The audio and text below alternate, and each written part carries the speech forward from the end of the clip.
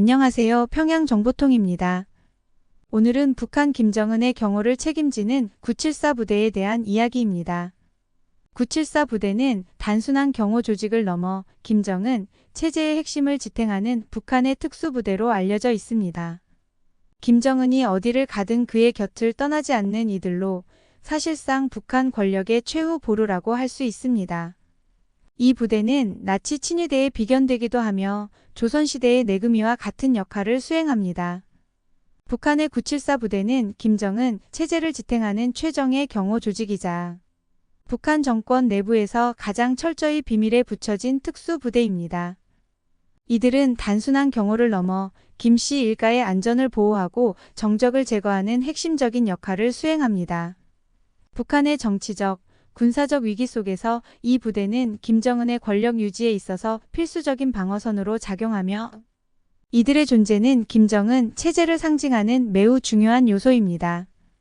이 글에서는 974 부대의 역사적 배경, 선발 과정, 부대원들이 받는 혜택과 특권, 그리고 이들이 수행한 대표적인 사건들을 통해 이 부대의 역할과 그들이 북한 사회에서 차지하는 위치를 분석하겠습니다. 또한 이 부대가 북한 체제에서 어떻게 작동하며 김정은의 권력 유지에 어떤 기여를 하고 있는지 살펴보겠습니다.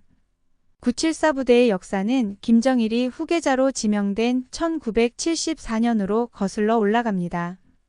당시 김정일은 권력 승계 준비를 하며 자신만을 위한 독립적 경호 부대가 필요하다고 느꼈고 이를 위해 새로운 경호 조직이 창설되었습니다. 초기에는 김정일의 신변을 보호하는 것을 목적으로 했으나 시간이 지남에 따라 김씨 일가 전체를 보호하는 핵심 부대로 자리 잡게 되었습니다. 당시 김일성의 경호를 담당했던 963 부대가 있었지만 김정일의 권력이 점차 커지면서 그를 위한 독립적 부대가 필요해졌습니다. 따라서 963 부대에서 분리된 974 부대는 김정일의 신변 보호와 동시에 가족 및 측근을 보호하는 임무까지 맡게 되었고 이들은 김씨 일가의 안위를 지키는 데 중요한 역할을 하게 되었습니다. 김정일이 권력을 다지면서 이 부대는 더욱 강화되었고 북한 정권의 핵심 부대로 자리 잡게 되었습니다. 2011년 김정은이 권력을 승계하면서 974 부대는 더욱 중요한 역할을 부여받았습니다. 김정은은 김정일보다 불안정한 정치적 환경 속에서 권력을 이어받았고 자신의 신변 보호를 위해 더욱 철저한 경호 체계를 구축할 필요가 있었습니다. 이를 위해 그는 974 부대를 확장하고 강화하였으며 부대는 김정은의 최측근에서 그의 안전을 책임지는 최정예 조직으로 성장했습니다. 김정은 체제에서 974 부대는 단순한 경호 역할을 넘어섰습니다. 이들은 김정은의 정치적 적을 감시하고 필요할 경우 이들을 제거하는 역할까지 담당하며 김정은 체제의 정치적 안정을 유지하는 데 핵심적인 역할을 하게 되었습니다. 이 과정에서 974 부대는 북한 내에서 독보적인 권력기구로 발전했습니다. 호위 사령부는 김씨 일가를 보호하기 위해 설립된 조직이지만 그 내부에서도 김정은이 가장 신뢰하는 부대는 바로 974 부대입니다. 1980년대 초반 김정일은 기존의 호위 사령부만으로는 불안하다고 느꼈고 이 때문에 김씨 일가만을 위해 특별히 조직된 친위 부대를 추가로 창설했습니다. 이 부대가 바로 974 부대입니다. 호위 사령부는 평양시 모란봉 구역에 본부를 두고 있으며 초기에는 소규모였으나 김씨 일가의 권력 보호를 위해 그 규모가 점차 커지면서 1980년대에 이르러서는 북한 내부 쿠데타에 대비한 중요한 군사 조직으로 성장했습니다. 김씨 일가를 위한 각종 특각이 북한 전역에 설치되었으며 이를 지키는 인력의 필요성이 커지면서 974 부대의 역할과 규모도 함께 커졌습니다. 부대 대원들은 북한 내부 통계에서 제외된 철저히 비밀에 따라 있습니다. 그들은 974 부대에 입대한 순간 이전의 모든 사회적 신분을 버리고 친구나 가족과도 연을 끊습니다. 부대원들은 평생을 김정은과 그의 가족을 보호하는 일에 바치며 그들의 존재는 철저히 은폐된 상태로 유지됩니다. 이들은 철저히 김정은의 안전을 위해 훈련받고 김정은 체제의 최후 방어선 역할을 합니다. 974 부대의 주된 임무는 김정은의 근접 경호입니다. 김정은이 어디를 가든 이 부대는 그를 가장 가까운 곳에서 보호하며 북한 내외에서 그를 위협할 수 있는 모든 위험 요소를 사전에 차단합니다. 2018년 4월 27일 열린 판문점 남북 정상회담에서 김정은의 경호원들이 그의 차량을 에워싸고 달리는 모습은 전 세계의 주목을 받았습니다. 이 경호원들은 방탄경호팀이라는 별명을 얻으며 김정은의 안전을 최우선으로 하는 철저한 경호 방식으로 유명해졌습니다. 이들은 김정은이 참석하는 행사와 회의에서도 그의 곁을 지키며 김정은이 위협을 받을 수 있는 모든 상황에서 즉각적으로 대응할 준비가 되어 있습니다. 김정은의 차량을 에워싸고 달리는 모습은 이 부대의 철저한 훈련과 체력 관리의 결과물이며 이러한 근접 경호는 북한 체제의 안전성을 상징적으로 보여줍니다. 974 부대는 김정은을 보호하는 역할을 넘어 북한 내부에서 정적을 감시하고 숙청하는 임무도 맡고 있습니다. 북한의 정치적 환경은 매우 불안정하며 김정은은 자신에게 도전할 수 있는 잠재적 위협을 항상 경계해야 합니다. 이 과정에서 974 부대는 김정은의 가장 신뢰받는 도구로서 정치적 적들을 감시하고 제거하는 데 중요한 역할을 합니다. 장성택 숙청 사건은 974 부대의 내부 감시와 숙청 역할을 잘 보여주는 대표적인 사례입니다. 2013년 김정은은 자신의 고모부이자 북한 내 2인자였던 장성택을 반역죄로 숙청했으며 이 과정에서 974 부대가 장성택을 체포하고 그의 측근들을 감시하는 핵심적인 역할을 했습니다. 이는 974 부대가 김정은의 정치적 권력을 공고히 하는 데 중요한 역할을 했음을 입증합니다. 974 부대는 북한에서 유일하게 김정은이 참석하는 자리에서 무기를 소지할 수 있는 권한을 가지고 있습니다. 김정은이 참석하는 행사나 회의에서는 다른 모든 군사 인력들이 무장을 해제해야 하지만 974 부대는 항상 무장을 유지하며 김정은의 안전을 보호합니다. 2015년 최룡해 무장 해제 사건은 974 부대의 권한을 보여주는 중요한 사건입니다. 당시 최룡해는 북한 내에서 가장 영향력 있는 인물 중 하나였으나 김정은과의 갈등으로 인해 그의 무장이 해제되었습니다. 이 과정에서 974 부대는 김정은의 지시에 따라 최룡해의 무장을 해제하는 역할을 수행했습니다. 이 사건은 974 부대가 단순한 경호 부대가 아니니 북한 군부까지 통제할 수 있는 강력한 권한을 가지고 있음을 보여줍니다. 부대원은 출신 성분 검증을 거쳐 선발된 인물들로 구성됩니다. 북한에서 출신 성분은 개인의 정치적 신뢰를 평가하는 중요한 기준으로 작용합니다. 974 부대에 소속되기 위해서는 3대에 걸쳐 북한 정권에 충성한 혁명 가문 출신이어야 하며 이는 정치적 반란의 가능성을 차단하기 위한 조치입니다. 또한 신체적 조건도 엄격한 기준에 따라 평가됩니다. 부대원들은 키가 최소 180cm 이상이어야 하며 강한 체력과 준수한 외모를 갖추고 있어야 합니다. 이는 김정은의 근접 경호를 맡을 때 그들이 북한의 이미지를 상징하는 역할을 하기 때문입니다. 북한 내 평균 신장이 170cm 이하인 점을 감안할 때 이러한 조건을 만족하는 인물들은 매우 한정적이며 이들은 매우 엄선된 인물들로 구성됩니다. 974 부대에 선발된 후 부대원들은 북한 내에서 가장 강도 높은 군사 훈련을 받습니다. 이들은 김정은의 안전을 보호하기 위해 체력 단련은 물론 격투 기술, 사격 능력, 폭발물 처리, 독극물 감지 등 다양한 훈련을 받습니다. 체력 훈련은 부대원들이 하루 종일 김정은의 곁을 지킬 수 있도록 하는 핵심 요소입니다. 부대원들은 김정은의 차량을 에워싸고 달리며 긴급 상황에서 즉각적으로 대응할 수 있는 체력을 기릅니다. 격투 훈련은 부대원들이 근접 전투에서 적을 신속히 제압할 수 있도록 하기 위한 과정입니다. 또한 사격 훈련을 통해 김정은이 군중 속에서 위협을 받았을 때 부대원들이 신속하고 정확하게 적을 제거할 수 있는 능력을 배양합니다. 폭발물 처리 및 독극물 감지 훈련 역시 필수적입니다. 부대원들은 김정은이 외국을 방문할 때 혹은 외국 인사들과의 만남에서 발생할 수 있는 테러 위협에 대비해 폭발물 및 독극물 위험을 사전에 제거할 수 있는 능력을 갖추도록 훈련받습니다. 974 부대원들은 복무 중과 복무 후에 특별한 혜택과 특권을 누립니다. 그중 대표적인 혜택은 노동당 당원 자격입니다. 북한에서는 노동당에 입당하는 것이 매우 중요한 사회적 지위를 상징하며 일반 군인들에게는 노동당 입당이 매우 어려운 일이지만 974 부대원들은 복무 3년 후에 자동으로 노동당에 입당할 수 있는 자격을 부여받습니다. 노동당 당원이 되면 북한 내에서 중요한 정치적 특권을 누리게 됩니다. 이들은 김정은에게 절대적인 충성을 다짐하며 이를 바탕으로 복무 기간 동안 김정은 체제에서 중요한 역할을 수행합니다. 974 부대원들은 경제적 특권도 누립니다. 그들은 북한 주민들보다 훨씬 나은 생활 환경을 제공받으며 주거, 식사, 의료 등 모든 면에서 특별한 대우를 받습니다. 복무 기간 동안 이들은 안정적인 생활을 보장받으며 그들의 가족도 특별한 보호를 받습니다. 이들은 정기적인 특별수당을 지급받으며 김정은에 대한 충성심에 대한 보상으로 경제적 혜택을 누리게 됩니다. 복무가 끝난 후에도 이들은 평생 동안 국가로부터 지원을 받으며 북한 내에서 엘리트 계층으로 자리 잡게 됩니다. 부대원들은 복무 중이나 복무 후에 출신 성분이 우수한 여성들과 결혼할 수 있는 기회를 제공합니다. 이는 북한의 특유의 배우자 배정 시스템에 따른 것이며 이들의 결혼은 국가에서 특별히 관리됩니다.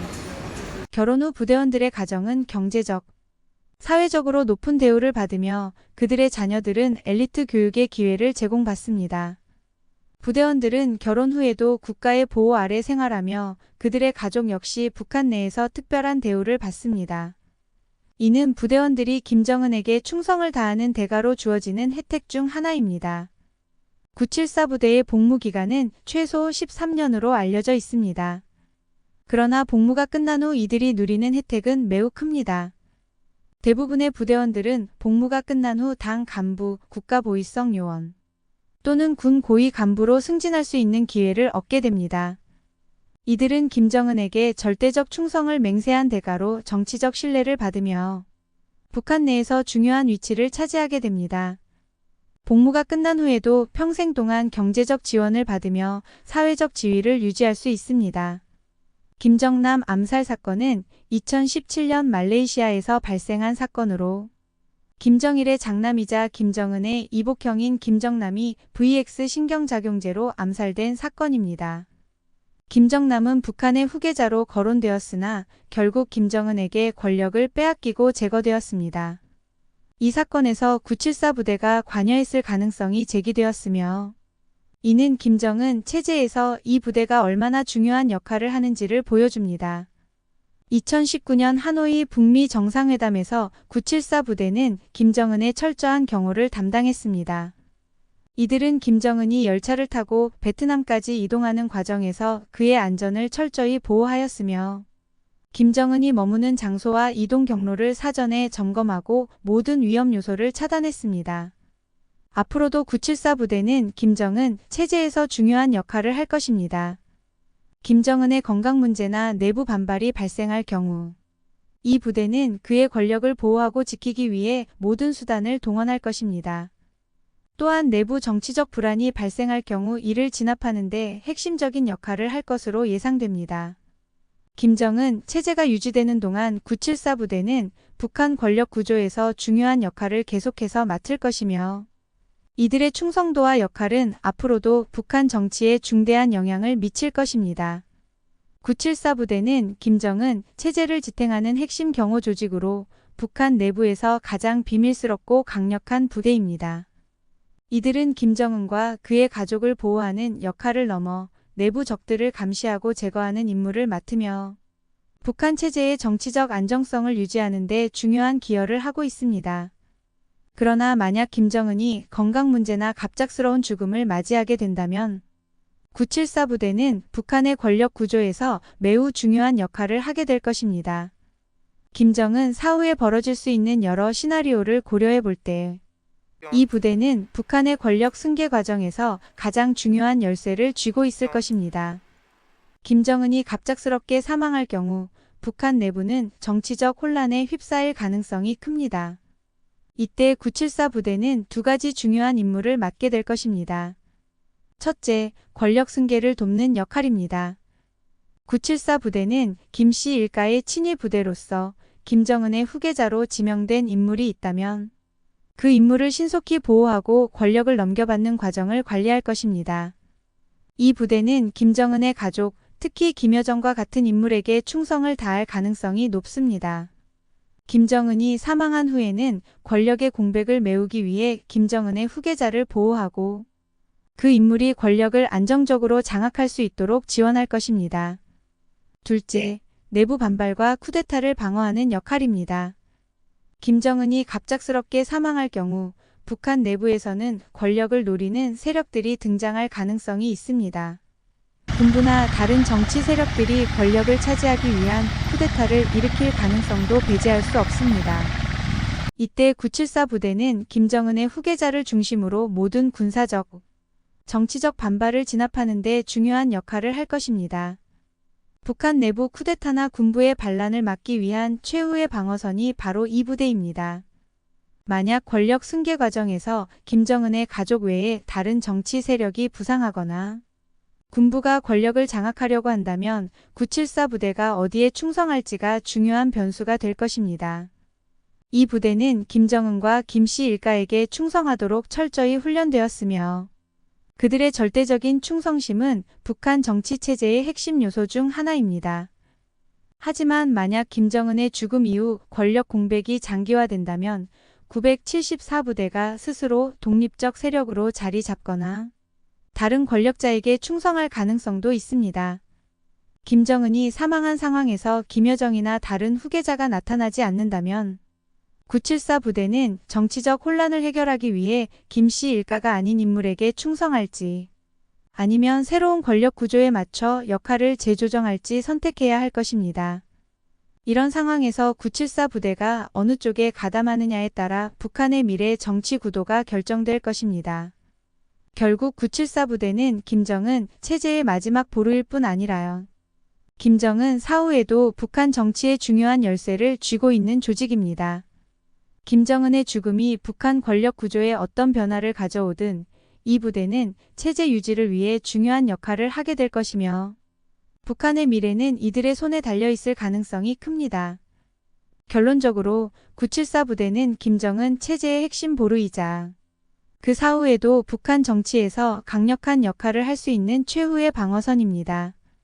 오늘은 여러분과 함께 북한 엘리트 외교관들이 목숨을 걸고 탈북할 수밖에 없는 이유에 대해 이야기해 보겠습니다. 여러분 생각해 보셨나요? 북한의 최상위 계층, 특히 그 특권을 누리던 엘리트 외교관들이 왜 그토록 위험한 결단을 내릴 수밖에 없었는지 말입니다. 이들이 탈북을 결심한 배경에는 우리가 상상조차 하지 못할 숨겨진 진실들이 있습니다.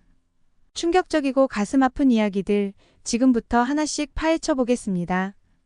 북한 외교관들은 북한의 특권 계층 중에서도 엘리트로 여겨집니다. 이들은 국제 무대에서 북한의 이익을 대변하는 중요한 임무를 맡고 있으며 체제에 대한 충성심이 강한 사람들로 인식됩니다. 그러나 최근 몇 년 동안 이러한 엘리트 외교관들 중 상당수가 탈북을 선택하고 있습니다. 이들은 높은 지위를 버리고 목숨을 걸고 자유를 찾아 나서고 있습니다. 이 역설적인 현상은 왜 이러한 특권층 인사들이 자신들을 높은 지위에 올려준 체제를 떠날 수밖에 없는지를 묻지 않을 수 없습니다. 먼저 2023년 독일 주재 북한 대사관의 최명철 대사 이야기를 해보겠습니다. 최명철 대사는 늘 북한 체제에 충성하던 인물이었습니다. 그는 항상 체제에 선봉해서 북한의 이익을 대변하며 국제 무대에서 북한의 입장을 강하게 옹호해왔습니다. 하지만 독일에서 열린 국제인권 포럼에 초청받아 참석한 날 그의 인생은 크게 달라지게 됩니다. 포럼에서 그는 북한의 실상을 폭로하는 탈북자의 이야기를 듣게 되었고 그 순간 그의 머릿속에는 가족의 얼굴이 떠올랐습니다. 그날 밤 최명철은 집으로 돌아와 딸이 공부하는 모습을 지켜보았습니다. 딸은 평범한 독일 아이들처럼 자유롭게 꿈을 꾸고 싶어 했지만 북한에서는 불가능한 일이었습니다. 최명철은 딸을 위해서라도 탈북을 결심하게 되었습니다. 그러나 계획은 생각보다 어려웠습니다. 대사관의 감시가 강화되었고 그의 가족은 언제든지 잡혀갈 위험에 처해 있었습니다. 마지막 순간 최명철은 독일 정보기관과 접촉해 탈북 계획을 실행에 옮겼습니다. 그들은 극적으로 탈출에 성공했지만 한치 앞도 예측할 수 없는 긴박한 상황이었습니다. 탈북 후 최명철과 그의 가족은 독일에서 새 삶을 시작했습니다. 그는 현재 국제인권단체에서 활동하며 북한의 실상을 세계에 알리는 일에 앞장서고 있습니다. 최명철은 강연과 인터뷰를 통해 북한의 인권 문제를 지속적으로 제기하고 있으며 그의 딸은 독일 학교에서 자유롭게 교육을 받고 있습니다. 최명철은 북한은 외교관조차 믿지 않는 나라라며 북한 체제의 모순을 폭로했습니다. 그는 또한 유럽 각지에서 열리는 인권회의에 참석하여 북한의 실상을 알리고 탈북자들의 목소리를 대변하는 역할을 하고 있습니다. 다음은 2024년 초 프랑스 파리에서 근무하던 김수현 외교관의 이야기입니다. 김수현은 북한 고위 관직을 맡았던 가족 출신으로 평양에서의 생활을 자랑스러워했습니다. 그는 북한에서의 생활을 당연하게 여겼고 체제에 대한 충성심도 강했습니다. 그러나 어느 날 그는 파리의 한 카페에서 우연히 만난 프랑스 언론인과 대화를 나누게 되었습니다. 언론인은 북한의 인권 상황에 대해 날카롭게 질문했고 김수현은 처음엔 이를 부인했습니다. 그 후 며칠간 김수현은 언론인이 건넨 책과 자료를 밤새 읽기 시작했습니다. 그는 자신이 몰랐던 혹은 외면했던 진실을 마주하게 되었고 그의 마음은 점점 흔들리기 시작했습니다. 김수현은 프랑스의 자유로운 분위기와 북한의 억압적인 현실을 비교하며 점점 더 깊은 고민에 빠졌습니다. 결국 김수현은 프랑스 정보기관과 비밀리에 접촉해 탈북 계획을 세웠습니다. 그러나 북한 대사관은 김수현의 이상 행동을 감지하고 그를 감시하기 시작했습니다. 탈출 시도가 발각되자 김수현은 프랑스 경찰의 도움을 받아 밤중에 아슬아슬하게 탈출에 성공했습니다. 그가 파리의 거리에서 눈물을 흘리며 자유를 만끽하는 순간 그의 이야기는 극적인 반전으로 마무리되었습니다. 김수현은 현재 프랑스에 거주하며 북한 인권운동에 적극적으로 참여하고 있습니다. 그는 여러 인권 단체와 협력하여 북한 주민들의 실상을 알리는 캠페인을 벌이고 있으며 그의 노력은 많은 사람들에게 북한의 현실을 깨닫게 하고 있습니다. 김수현은 또한 프랑스 대학에서 학생들을 대상으로 강의를 하며 북한 체제의 실상을 알리고 있습니다. 2023년 일본 도쿄 주재 북한 대사관의 박준영 공사는 김정은 정권의 잔인한 숙청에 대한 두려움 속에서 살고 있었습니다. 그는 북한 체제의 무자비함을 잘 알고 있었고 언제든지 자신도 숙청의 대상이 될 수 있다는 두려움에 시달렸습니다. 어느 날 그는 북한 내부에서 벌어진 대규모 숙청 소식을 듣고 충격에 빠졌습니다. 그 소식은 그의 가까운 친구와 동료들이 숙청의 대상이 되었음을 의미했습니다. 박준영은 탈북을 결심하고 일본 당국과 접촉을 시도했습니다. 그러나 북한 대사관의 감시가 심해지면서 그의 계획은 위험에 처했습니다. 그는 밤중에 도쿄의 한 호텔로 몰래 빠져나와 일본 정보기관과 접선하게 됩니다. 마지막 순간 북한 요원들이 그를 쫓아오면서 긴박한 추격전이 벌어졌습니다. 다행히 일본 경찰의 도움으로 박준영은 무사히 도망칠 수 있었고 한국으로 망명할 수 있었습니다. 그는 북한에서는 누구도 안전하지 않다며 자신의 경험을 생생히 전했습니다. 박준영은 한국에 도착한 후 북한 정권의 실상을 알리기 위해 여러 활동을 하고 있습니다. 그는 언론과 인터뷰를 통해 자신의 경험을 공유하고 북한 주민들의 인권 향상을 위해 힘쓰고 있습니다. 박준영은 또한 탈북자들을 지원하는 단체에서 일하며 다른 탈북자들이 한국 사회에 적응할 수 있도록 돕고 있습니다. 그의 이야기는 많은 사람들에게 깊은 인상을 남겼습니다. 박준영은 특히 젊은 탈북자들을 위한 멘토링 프로그램을 운영하며 그들이 새로운 환경에 적응하고 꿈을 이룰 수 있도록 돕고 있습니다. 또 다른 사례로 2024년 스웨덴 주재 북한 대사관의 이지훈 대사 이야기를 소개합니다. 이지훈 대사는 가족의 미래를 위해 탈북을 결심하게 되었습니다. 그는 스웨덴에서 자녀들이 자유롭게 교육받고 꿈을 펼칠 수 있는 환경을 보고 깊은 감명을 받았습니다. 그는 자녀들이 북한에서 겪어야 할 억압과 제한된 기회를 떠올리며 더 이상 북한 체제에 남아있을 수 없다고 생각했습니다. 그러나 북한 대사관의 감시는 날로 심해졌고 이지훈의 계획은 위험에 처하게 되었습니다. 그는 한밤중에 가족과 함께 대사관을 몰래 빠져나와 스웨덴 경찰의 도움을 받았습니다. 그러나 북한 요원들이 그들의 행방을 추적하면서 긴박한 상황이 벌어졌습니다. 결국 스웨덴 정보기관의 도움으로 이지훈과 그의 가족은 안전하게 탈북에 성공하게 되었습니다. 탈북 후 이지훈은 북한에서는 우리 아이들이 꿈을 꿀 수 없다며 자녀의 미래를 위해 탈북을 결심했다고 말했습니다. 이지훈은 스웨덴에서 새로운 삶을 시작하며 현재는 북한 인권 문제에 대해 활발히 활동하고 있습니다. 그는 여러 국제회의에 참석하여 북한의 인권 상황을 알리고 있으며 그의 자녀들은 스웨덴 학교에서 자유롭게 교육을 받고 있습니다. 이지훈의 이야기는 많은 사람들에게 북한의 실상을 알리고 인권 문제에 대한 관심을 높이는 계기가 되고 있습니다. 그는 또한 스웨덴 언론과의 인터뷰를 통해 자신의 경험을 공유하고 북한 체제의 문제점을 폭로하는 데 주력하고 있습니다. 캐나다 주재 북한 대사관의 김영호 대사는 2023년 북한의 인권 침해를 목격하며 도덕적 갈등을 겪게 되었습니다. 그는 더 이상 북한 체제를 지지할 수 없다는 결심을 하게 되었습니다. 그러나 그의 탈북 계획이 발각되면서 그는 대사관 내에 감금되었습니다. 김영호는 북한의 잔인한 체제와 자신이 목격한 인권 침해를 떠올리며 탈출의 필요성을 절실히 느꼈습니다. 캐나다 당국과 인권단체의 협력으로 김영호는 극적으로 구출될 수 있었습니다. 그는 탈북 후 북한은 사람을 사람으로 대하지 않는다며 자신의 도덕적 갈등과 탈북 이유를 밝혔습니다. 김영호의 이야기는 많은 사람들에게 깊은 인상을 남겼습니다. 현재 김영호는 캐나다에서 거주하며 북한 인권 문제에 대한 목소리를 높이고 있습니다. 그는 여러 인권 단체와 협력하여 북한 주민들의 인권 향상을 위해 노력하고 있으며 그의 이야기는 많은 사람들에게 영감을 주고 있습니다. 김영호는 또한 캐나다 대학에서 강의를 하며 학생들에게 북한의 인권 상황을 알리고 있습니다. 마지막으로 2024년 중국 베이징 주재 북한 대사관의 정현우 대사 이야기를 나누겠습니다. 정현우 대사는 경제적 압박으로 인해 탈북을 결심하게 되었습니다.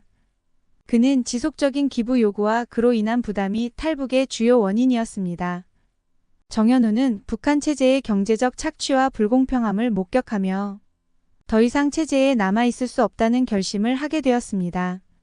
정현우는 중국 당국과 접촉하여 탈북 계획을 세웠습니다. 그러나 북한 요원들이 그의 계획을 알아채면서 긴박한 상황이 벌어졌습니다. 그는 마지막 순간에 중국 경찰의 도움으로 무사히 탈출할 수 있었습니다. 탈북 후 정현우는 북한에서는 외교관조차도 경제적으로 자유롭지 않다며 자신의 경험을 생생히 전했습니다. 정현우는 현재 미국에 거주하며 북한 인권운동에 적극적으로 참여하고 있습니다. 그는 여러 인권 단체와 협력하여 북한의 인권 상황을 개선하기 위해 노력하고 있으며 그의 이야기는 많은 사람들에게 큰 영향을 미치고 있습니다. 정현우는 또한 미국 내 한인 사회와 협력하여 북한 인권 문제에 대한 인식을 높이고 탈북자들을 위한 지원 활동을 펼치고 있습니다.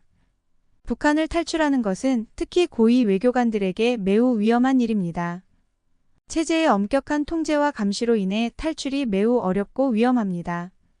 그러나 이 엘리트 그룹의 탈북이 증가하고 있다는 것은 북한 체제 내 깊은 문제를 반영합니다. 탈북 후 이들은 자유사회에 적응하기 위해 긴 여정을 겪게 됩니다. 많은 이들이 체제의 실상을 알리기 위해 목소리를 높이며 북한의 인권 문제에 대해 인식을 제고하고 인권 옹호를 위해 활동합니다. 이들의 이야기는 자유를 향한 보편적인 열망과 이를 위해 목숨을 건 사람들의 의지를 상기시켜줍니다. 북한 외교관들의 탈북은 개인의 자유를 위한 행동일 뿐만 아니라 억압적인 체제에 대한 강력한 성명서이기도 하며 체제의 무적성의 균열을 드러내는 증거입니다. 이 외교관들은 탈북 이후에도 북한에 남아있는 가족과 친구들을 떠올리며 하루하루를 그리워합니다. 자유로운 세상에서 살게 된 그들은 여전히 북한 주민들을 위해 싸우고 있습니다. 그들의 용기와 희생은 우리 모두에게 큰 감동을 줍니다. 이들의 이야기는 우리가 자유의 소중함을 다시 한번 깨닫게 하며 더 나은 세상을 위해 노력해야 할 이유를 상기시켜 줍니다. 이들의 이야기는 단순한 탈출기가 아닙니다. 그것은 억압에서 벗어나기 위한 인간의 강한 의지와 자유를 향한 갈망의 이야기입니다. 우리는 이들의 용기 있는 결단에 경의를 표하며 그들이 이루고자 하는 더 나은 세상을 위한 노력에 함께 동참해야 합니다. 이러한 탈북의 이유를 이해하는 것은 북한 내부 역학의 광범위한 맥락을 이해하는 데 중요합니다. 이러한 이야기를 공유함으로써 우리는 위험을 무릅쓰고 자유를 찾는 사람들에 대한 더 큰 공감과 지원을 파스토할 수 있습니다. 이 비디오가 유익하셨다면 좋아요, 구독과 좋아요를 눌러주세요. 더 많은 북한 문제와 용감한 탈북자들의 이야기를 다룬 콘텐츠를 제공하겠습니다. 이상 평양정보통이었습니다. 시청해주셔서 감사합니다.